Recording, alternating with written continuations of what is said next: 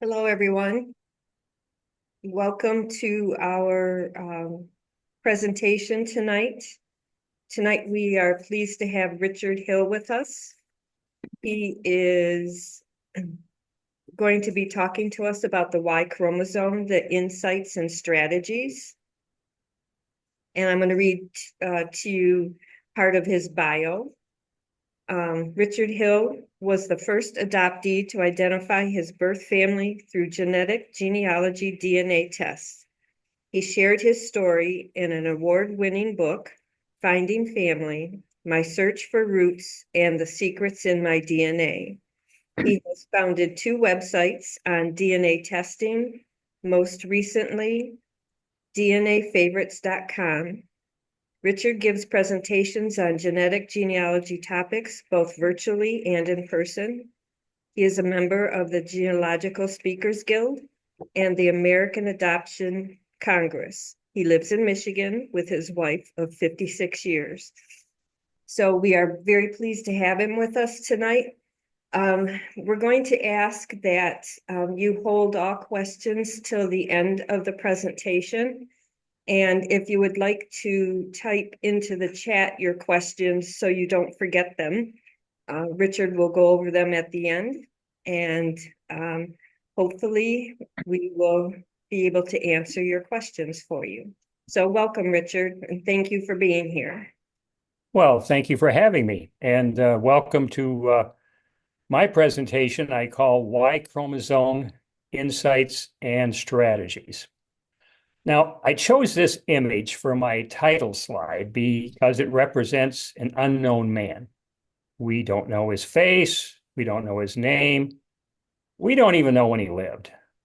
But we do know that he had a Y chromosome that he passed down to every male child, and they passed it on again to their sons. Right? Now, here's what we're going to cover today. Okay. We're going to talk about the Y chromosome in your family tree and what Y DNA testing can do for you.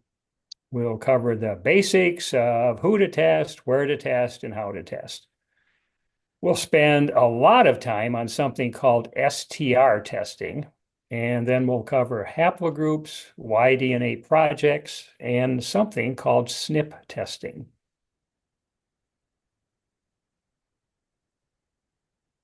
All right.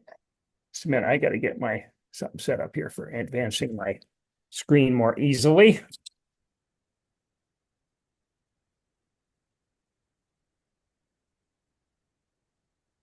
Oh, all right, here we go.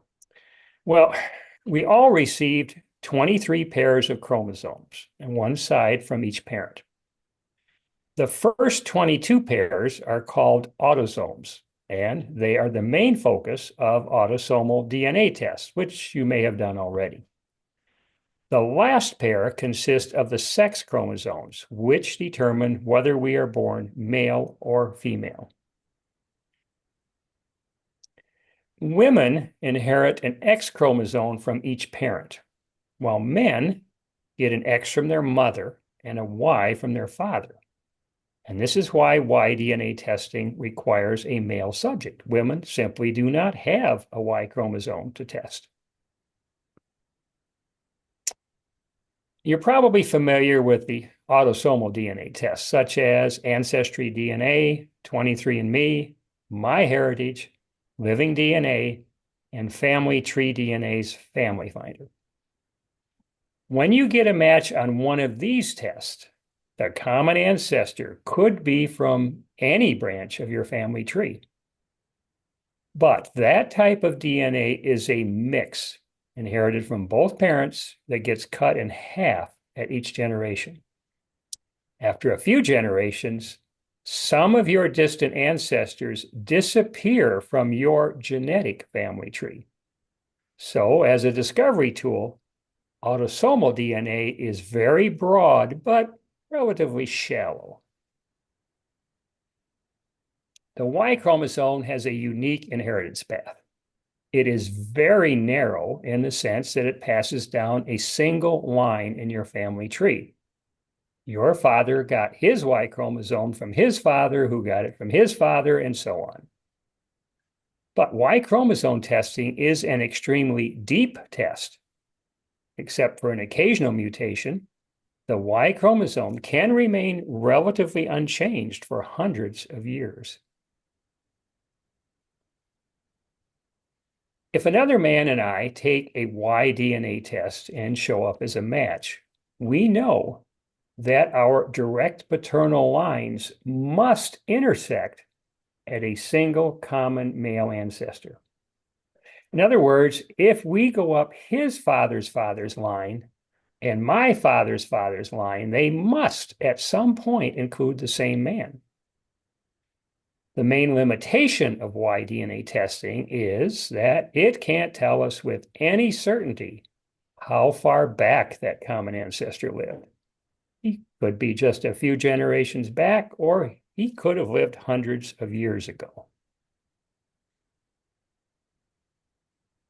So what can Y-DNA testing do for you? Well, it can confirm descent from known male ancestors. You can use it to find genetic relatives who share a male ancestor in your direct paternal line. You can also find the surname of a man's biological father, which is what I did as an adoptee many years ago. And the last thing it can do is define your paternal haplogroup, which will let you trace your ancient geographic migrations.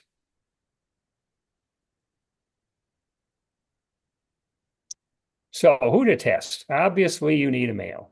So if you're a man, you can test yourself. Yet many women use Y-DNA testing by finding a suitable male subject. That could be your father, your brother, your father's father, a brother of your father, or a son of your father's brother. And also note that this test is not just for your own paternal line. You can apply this test to the paternal line of any male ancestor in your tree by finding a suitable living descendant. Where should you test? Well, the obvious choice for anyone new to Y-DNA testing is family tree DNA. They have the world's largest Y-DNA database, a broad range of Y-DNA testing options, and more than 10,000 DNA projects that you can join. They also use cheek swabs that work for anyone who can't spit a lot of saliva into a tube. And that can include the very young, the very old, and even the recently deceased. Family tree DNA will also attempt to save your sample for 25 years. And this lets you order additional tests or upgrades later without having to submit a new sample. And that service is especially important for your older relatives who may not be around when you want to do more testing. We need to clear up a common misconception. If you're a male who tested at 23andMe or Living DNA, you probably noticed that they assigned you to a Y-DNA haplogroup. While that is a nice feature, it is not the same as Y-DNA testing. Your matches on those tests are only based on autosomal DNA, and they do not report Y-DNA matches, which is the primary benefit of a Y-DNA test. Only a specific Y-DNA test can do that. Y-DNA testing was introduced nearly 25 years ago, and as processing costs have dropped, more and more markers have been tested. The 37 marker test is the minimum today, and it's adequate for many people. You can upgrade to 111 markers later if needed. The 111 marker test, though, is better for serious genealogists. And if you're not on a tight budget, you may want to do that right away. Big Y700 is an advanced test that is growing in usefulness and popularity. Now, I'm not mentioning prices because they can change and there are occasional sales. So just go to familytreedna.com for prices.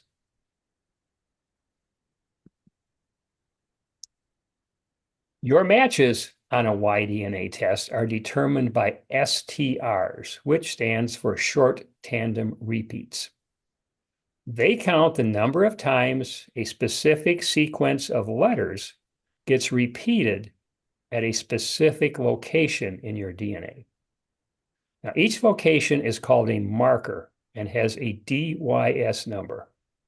For example, at DYS 456, I have 17 repeats. At DYS 607, I have 14 repeats, and so on. Well, the number of repeats will sometimes mutate. So a 17 might go up to 18 or down to 16 for a descendant. Think of it like an office copier spitting out more or fewer copies than it was supposed to.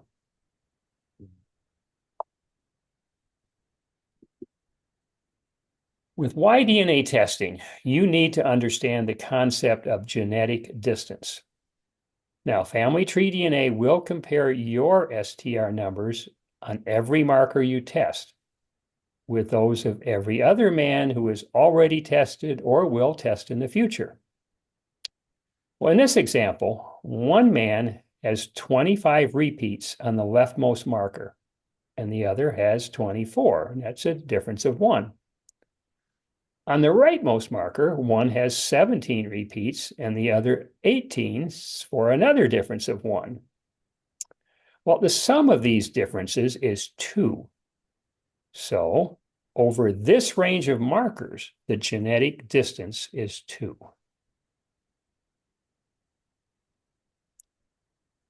Family tree DNA has different thresholds for what they consider to be a match.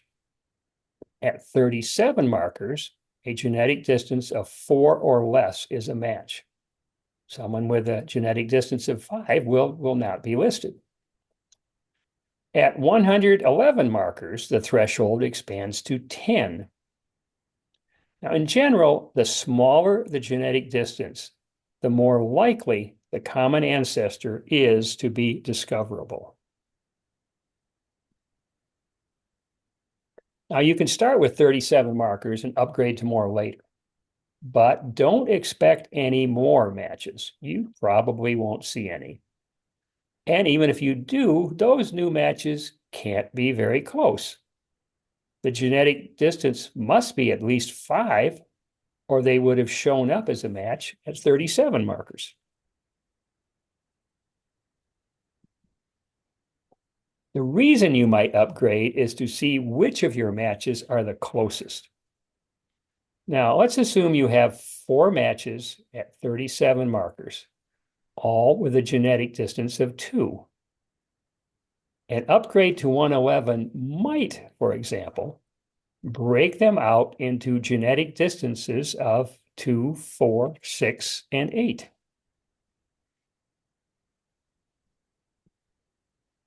Well, for any DNA test, it's important to review your account settings. And here are some family tree DNA settings that specifically relate to Y-DNA testing. Look under genealogy to add information for the earliest known ancestor in your direct paternal line. This is what populates the earliest known ancestor column on the matches page. And your matches will be able to see this key fact about your paternal line, and maybe the name will be someone they recognize. Well, next, look under privacy and sharing. To see any matches at all, you must be opted into matching. If you have a suspected relative test and they don't appear as a match, have them confirm that they are opted in.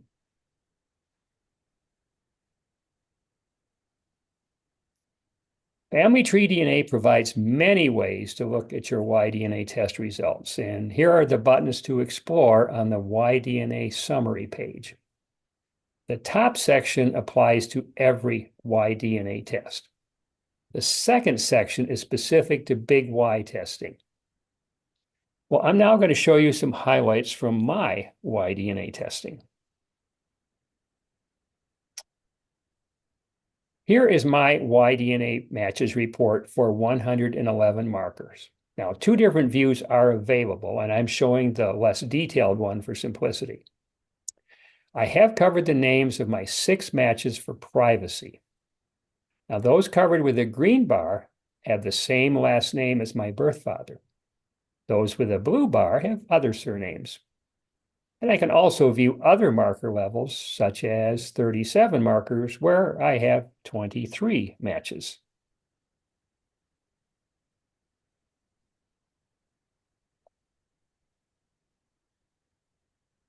My matches here are sorted by genetic distance, with the closest matches at the top, and they range from 3 steps to 8 steps.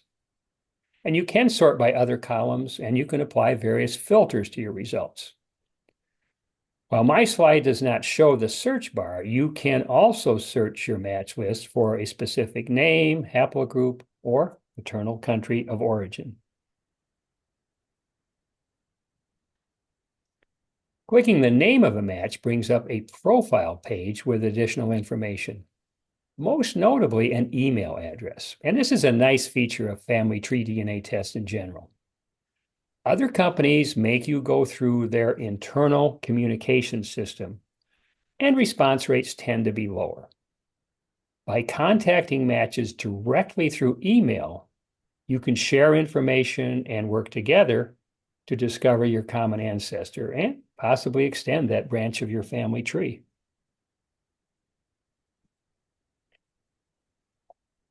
Well, notice some small icons at the right marked actions. If a match has posted a family tree on Family Tree DNA, the first icon will be dark. So click the icon to see what they posted.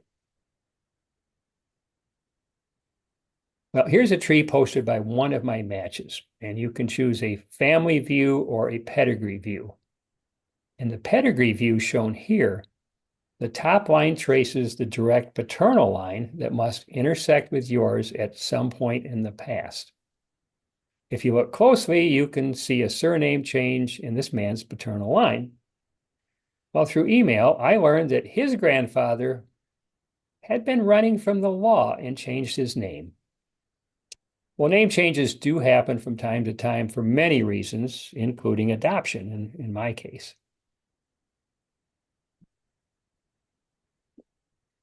In the next column, there is a notes icon that you can click on to record your notes regarding this match. And once you've added a note to a match, this icon is highlighted, and only you can see your notes.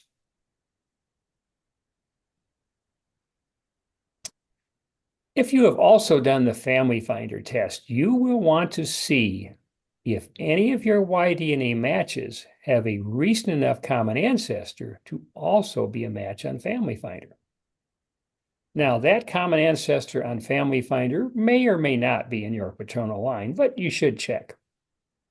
Well, instead of looking for each man's name separately among thousands of Family Finder matches, use the Advanced Matches tool. To do that, you check one Y-DNA level and Family Finder. Then choose Yes to only show the people who you match on both tests.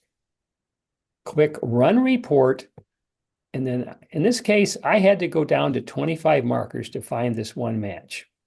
His genetic distance at 37 was too big to show up as a match for me at that level.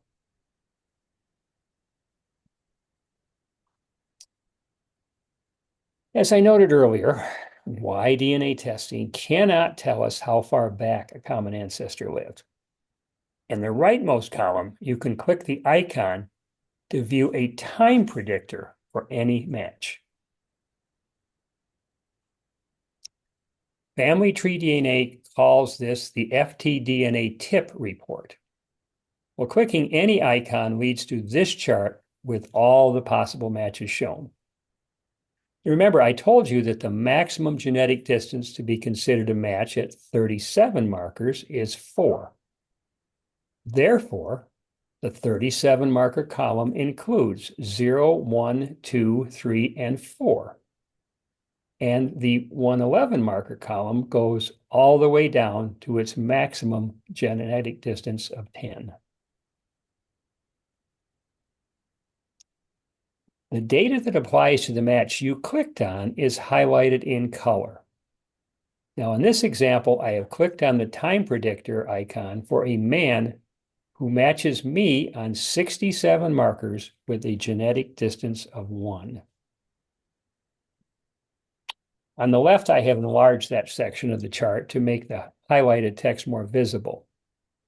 On the right is the explanation that appears if you hold your cursor over the highlighted text or if you scroll further down the page. In this case, it says, based on a genetic distance of 1 at the Y67 test level, Richard Hill and this man are estimated to share a common paternal line ancestor who was, with a 95% probability, born between 1600 and 1900. The most likely year is rounded to 1800, and this date is an estimate based on genetic information only. And by the way, 1800 CE is the same as 1800 AD.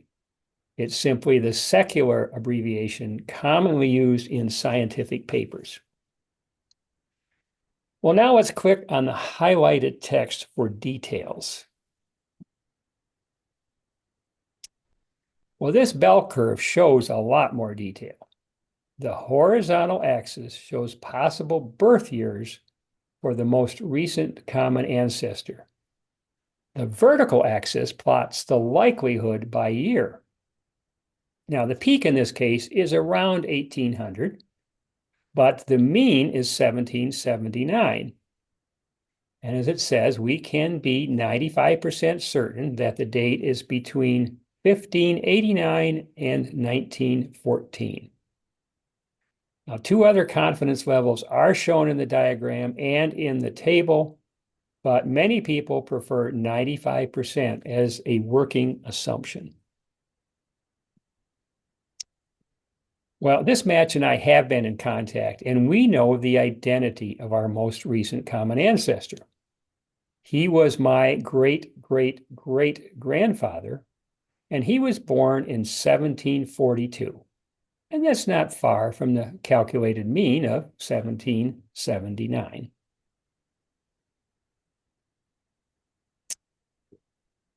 For any marker level, you can see how much of a difference the genetic distance makes. Now, we just reviewed a genetic distance of 1 at 67 markers. As the genetic distance gets larger, down through the blue, purple, and pink curves, note that the width of the curve becomes wider. That means there is more uncertainty about the birth year. The peaks of the curve also move left. That means that the most likely birth year is farther and farther back in time. This explains why it is best to focus first on our matches with the smallest genetic distance. Well, here's something you need to understand about Y-DNA testing in general. There is a wide variation in results. Now, just look at these examples from some of the tests that I have ordered. Of my 23 matches at 37 markers, 11 have the same surname as my biological father. A cousin in my adopted family, who's no biological relation to me, has 30 matches, and 22 of them have the same surname as his. Now, my wife's brother has tested. He has 227 markers, and none of them match the surname. And there's a cousin of my wife who, to this date, is still waiting for his first Y-DNA match of any kind. Well, as with any form of DNA testing, luck is always an important factor.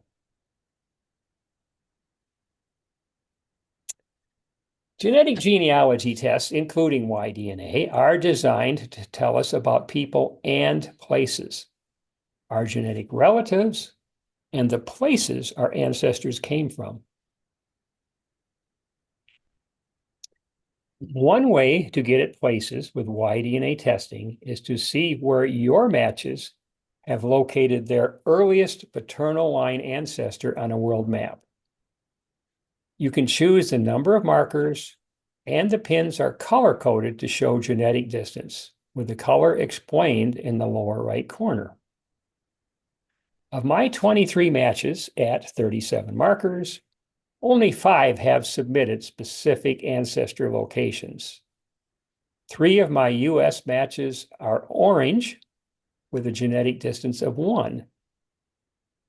My 1 match with a specific UK location, unfortunately, has a genetic distance of 4.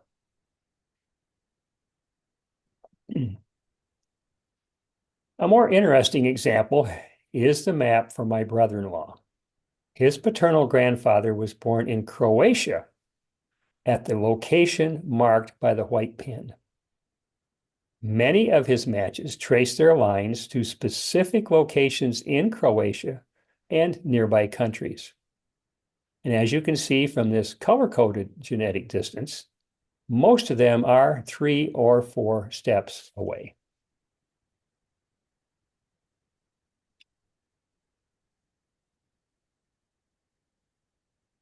You can click on any pin to see some key details of that match: his name, his earliest known paternal line ancestor, and the birthplace of that ancestor. And you can click the email link to write an email using your email program. Well, many people only list a country of origin for their paternal line, but you can see a summary of these self-reported answers. Well, now here is my brother-in-law's list for his 37 marker matches at a genetic distance of 4. Now, the raw number of matches can be misleading. Well, fortunately, they also show the total number of testers who said that their paternal ancestor was from each country, and then calculate a percentage. Well, I have added red arrows on the countries where that number is at least 1%. And all of these countries are in the same little corner of Southern Europe.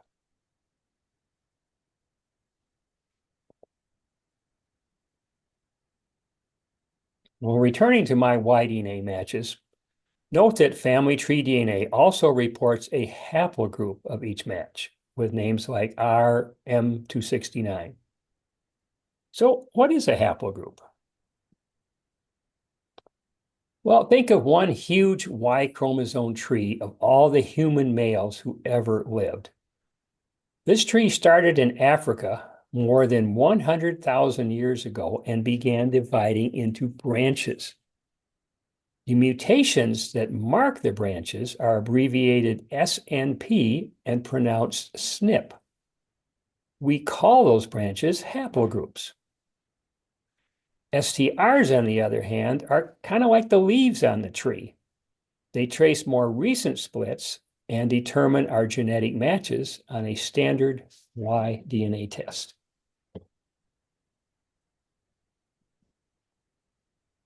The major haplogroups are designated by letters, beginning with A, which is the oldest.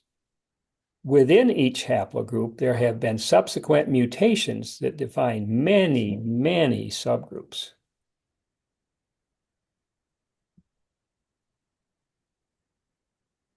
The historical path through these mutations into subgroups of subgroups is illustrated this way. Well, using only STRs, family tree DNA will estimate your haplogroup. My top-level haplogroup is R, and my subgroup is M269.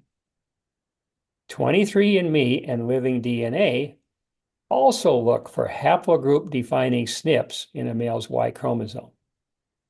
23andMe measures me as L21, which is several steps more recent than M269. Living DNA takes me down another step to DF13.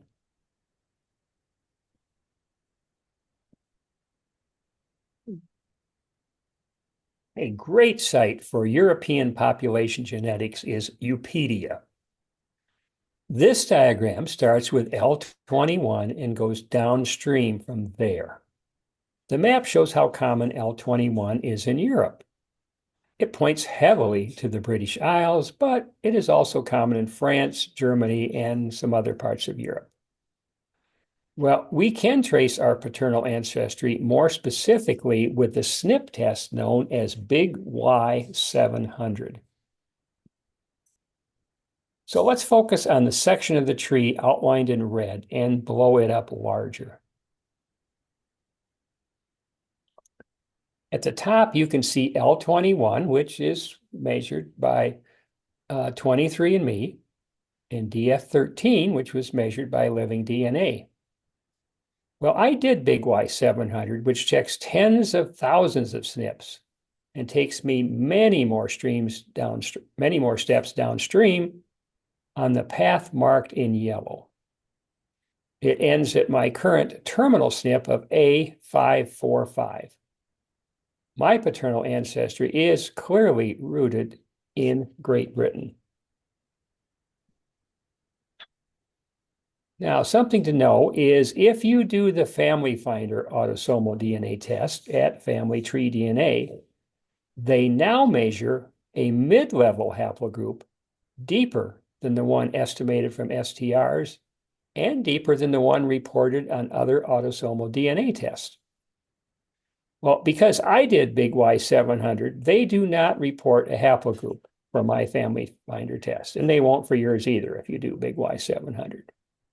But I'm fortunate, my son has done Family Finder without taking a Y-DNA test, and they reported him as A228, which, as you can see, is at a mid-level down, not as good as Big Y, but better than any of the autosomal tests, other autosomal tests. Well, another thing you can do with your Y-DNA results is join a group project. Family Tree DNA sponsors thousands of them, and it is an opportunity to work with others to explore your genetic heritage. Many of them will combine DNA results with genealogy. Membership is free, and you can join or leave at any time. These are run by volunteer administrators who are supported by Family Tree DNA project tools, and they tend to focus on surnames, geographic areas, or haplogroups. Well, a project focusing on your surname is an obvious choice, but you may find some others to also be of interest. Well, here's an example of a surname project. When you join a surname project, an administrator may cluster you into a group of similar Y-DNA results. Now, some of them require you to submit genealogical data, while others will encourage it. Remember that your matches report, which we looked at earlier, only provides a genetic distance number for each match. Well, within a project, however, you can see everyone's data for every marker tested. So you can easily see which markers differ and how they differ. Now, the maroon-colored markers are known as fast-moving markers, likely to change more. And some markers, like the one on the right, are what they call multi-copy markers with designations A, B, C, and D.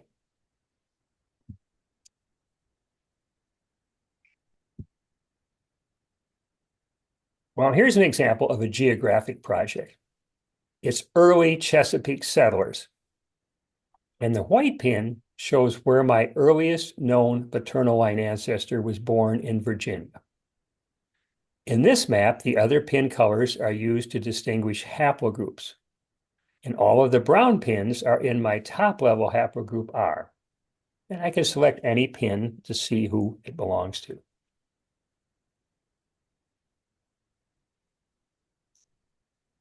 Well, there are also haplogroup projects. And since I am under L21, this is one that I join. Now, they try to track down all the downstream mutations. And as you can see, this can get extremely involved. In my case, I am under one of the yellow boxes on the right side.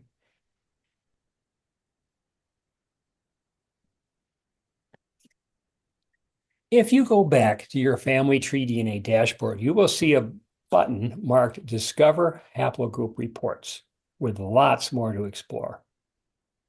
If you choose suggested projects from that list, it will show you a list of projects that might be relevant to your Y-DNA haplogroup.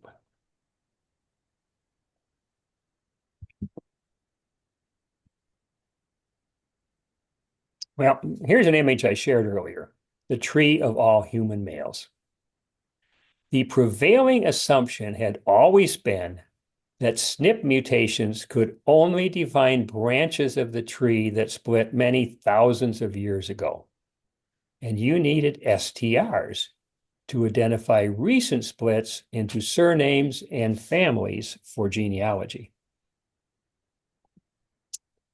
Tests such as Big Y have changed that by finding smaller and smaller branches. The number of defined branches in the Y-DNA tree has grown steadily to almost 90,000, and the growth continues. Now people are finding ways to use all this additional SNP data for genealogy. And the Big Y test itself has evolved. When I first did the test, it was simply Big Y. Then it became Big Y 500 when they began reporting 500 STRs along with the SNPs. Now it's Big Y 700 reporting 700 STRs. Well, returning to my 111 marker match list, you will see that one of my 6 matches has also done Big Y 700. Well, beyond the basic 111 markers, it compared us on an additional 618 STRs, and we matched on all but 3.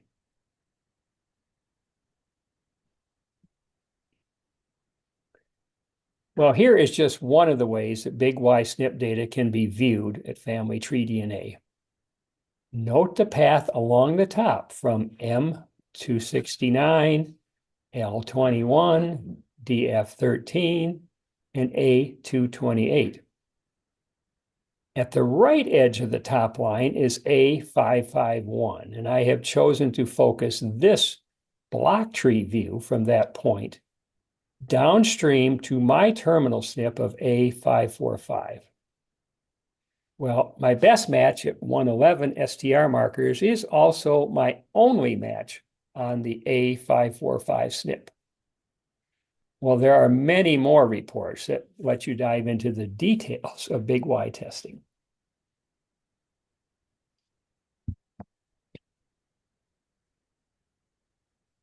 Well, Family Tree DNA has an excellent help center, and here are the links offered in the section on Y-DNA results and tools. If you do Y-DNA testing, this is the first place to look for answers to your questions. There are additional sections specifically on Big Y. Well, there are and have been other companies doing Y-DNA testing or mitochondrial DNA testing. Well, this volunteer-run nonprofit called Mito Y-DNA lets anyone upload such data for comparison with others. Once you get your results from Family Tree DNA, I encourage you to visit the Mito Y-DNA website and upload your data for an even wider comparison. This table shows the upload possibilities for both mitochondrial DNA and Y-DNA data. For Family Tree DNA, you simply download your Y-DNA data to a CSV file and then upload it here. Now, you might be surprised to know that Ancestry once did both mitochondrial and Y-DNA testing. Well, they dropped those tests many years ago, but a lot of early testers saved their data, and results from other discontinued tests can be uploaded manually. So this is a good thing to do for yourself and for others. Well, here's just one interesting feature of the Mito Y-DNA site.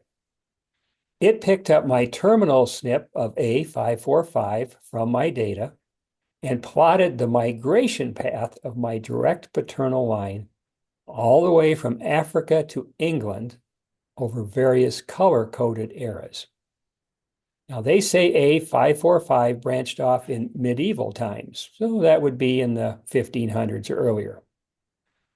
While this may not be a big help yet genealogically, the explosion of newly discovered SNPs will keep defining more and more recent branches. Well, briefly, I want to mention some other options for those who want to dive into the deep end of Y-DNA testing. If you have already done Y-DNA testing at Family Tree DNA, you can order Big Y700 at a reduced price, just depending on how many markers you have already tested. Another option is to order individual SNPs or prepackaged SNP packs like the one shown here.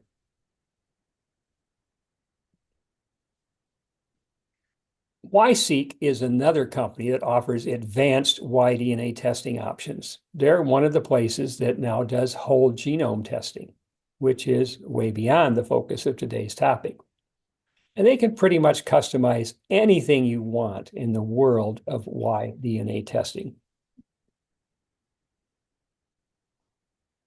Well, for a modest fee, a site called YFull lets you upload next generation sequencing data, which is what it is from tests like Big Y and YSeq. And from there, you can use a variety of professional interpretation tools to examine what is really a mass of complex data. Well, Y-DNA testing is especially important to me. When I sent in my sample in late 2006, I had no idea that I would be a pioneer. I became the first known case of an adoptee identifying birth family through a genetic genealogy DNA test. And you can read my whole story in my story of my decades-long search in my book, Finding Family, My Search for Roots and the Secrets in My DNA. The book is available in print, Kindle, and audiobook formats at Amazon.com and other booksellers. Now, I've quoted one professional book reviewer here, plus a summary of more than 800 reader reviews on Amazon. Well, to learn more about DNA testing, visit my website, dnafavorites.com. Now you can see the menu of pages in red. Starting near the top and moving down from one page to the next provides a great overview of genetic genealogy today. And along the way, you will find more than 150 links that can take you directly to the most useful DNA testing resources. Again, my site is dnafavorites.com. Well, this concludes my presentation on Y chromosome insights and strategies. I currently have 4 other presentations on DNA topics, each one entirely different.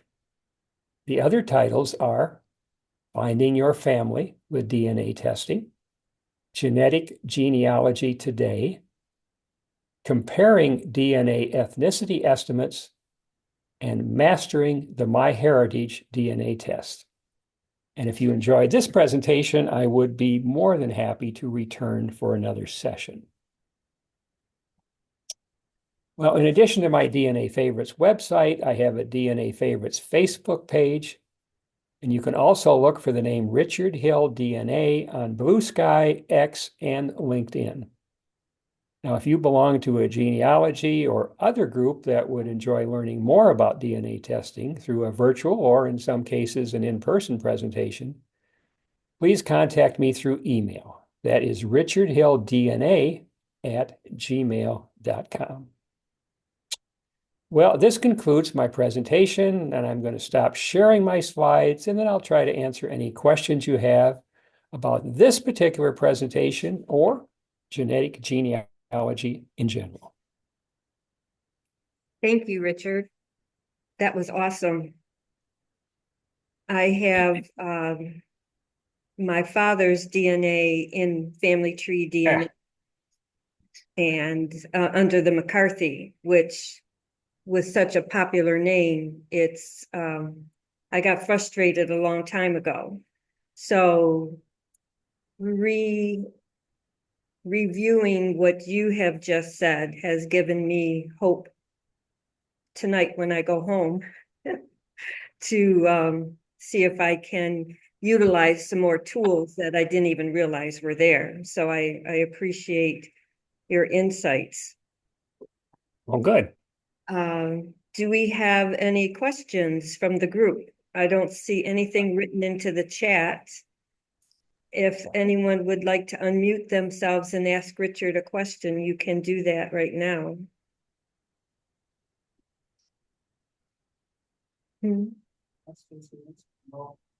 Don't be shy.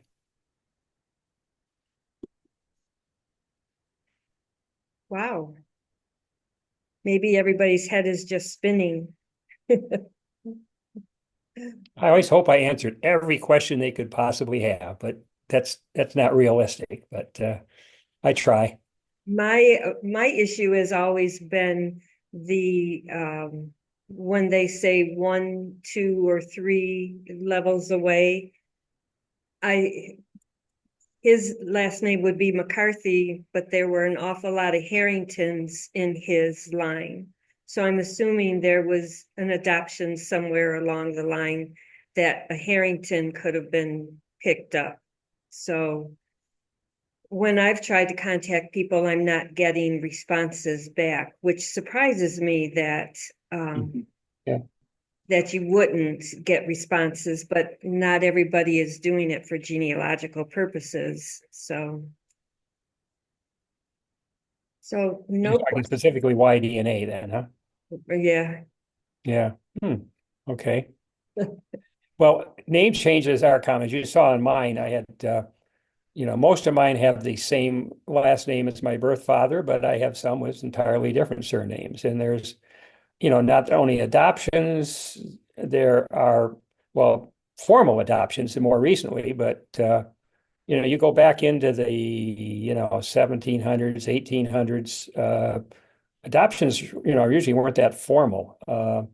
If people didn't live real long and they had a lot of kids, and sometimes the uh, younger kids were not adults yet when their parents died, and maybe a relative would come into place and pick them up, or even a neighbor in some cases. And the relatives say, let's say it's on the mother's side, so it has a different family, Mhm. might have different family name might have adopted them, and they may have changed their name. So there's lots of reasons. And then of course there's also the little issue of lots of things to go on that necessarily Yeah. we're not necessarily the people expected to be the parents.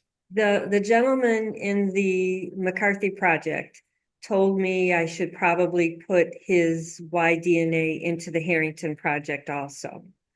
That's a good idea. Because of there were so many McCarthys and Harringtons coming up. So that's what I did. But Yeah, honestly, I haven't checked it in a long time. So I'm gonna be checking it again tonight. right. That's the one Okay. thing my father did for me before he passed, was to put his DNA into the Y project for me. And he's been gone now 14 years. Yeah. So it will, I know, still help. But I haven't done the big Y. I only went up to 111. So Did he ever do the family finder test? yes, yeah. Okay. Both. I'm saying if he hadn't, you could order a family finder test. They would pull his sample out of the freezer and they could test that. And most of the time that'll work pretty good. Yeah, we And did. it's always good to have your I've parent also tested on the autosomal test, because your matches, that his matches are all on your father's side. I also And your matches are mixed, so they're mixed on both sides. So I did some snippets or snips, so I'll have to reevaluate that to see which ones I did and why at the time. But his was M269. I don't know if there was an R in front of it, but it would be, yeah. I know he Yeah. was an M269. So Yeah, that is probably one of the most common ones in Europe of European ancestry. It's oh, very, is very common. okay. Yeah. Yeah. So that's why pretty much all of my matches are M269. Yeah. Adrian, did you have any questions? No, he answered all. Oh, Adrian says you answered all her questions. Okay, no one else has a question online? Okay. Well, I guess we're gonna have to say goodnight then to Richard. Richard has let us tape this or record this. So it should be up on our YouTube channel by Friday when I get it to our computer techs. So thank you very much, Richard. I really appreciate your story and all your knowledge. So thank you. Well, thank you. I'd love to come back and do another one sometime. I bet you will be. Okay. Thank you. Thank you. Good night, all. Bye. Good night.